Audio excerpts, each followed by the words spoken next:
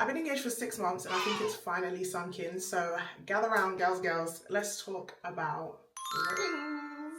So I get asked, how did I decide? Did I know what I want? Did you freestyle? How did you pick? Yada, yada, yada. So before I got into deciding the ring that I would like, my first thought was, I want something that I'd be happy with forever. Something I'd be happy to wear for the rest of my life. And I know some people say, oh, but you can upgrade the ring in 10 years. You can upgrade the ring when you have a vow renewal. Yeah, of course you can. But my thoughts were, if I never upgrade this ring, am I happy with this ring? Now, I did always know that I didn't want anything with square edges. I don't know why I knew that, but it's just something I knew. I did wear rings for fashion, so I had a little bit of an idea that I wanted something with more curved, rounded edges. I also knew that I wouldn't want something directly circular, so Oval Solitaire enters the chat.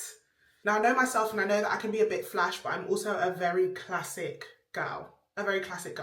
So that's how I decided mentally that I wanted a singular center stone. As much as I absolutely love the look of a trois moi, or when there's a singular center stone and 2 diamonds other side, I think it looks really beautiful on other people, but I just knew for myself a singular stone, that was it for me. Also, I'm a gold jewelry girl. Whenever I have earrings on, 98% of the time, they are gonna be gold or gold toned. So I just knew that that was my vibe. So now I have my foundation. First things first, find out your ring size. You got to know your ring size. Trust me, it will help with deciding what suits your fingers. Then you need to have a grasp on whether or not you want something dainty and understated or something more pronounced.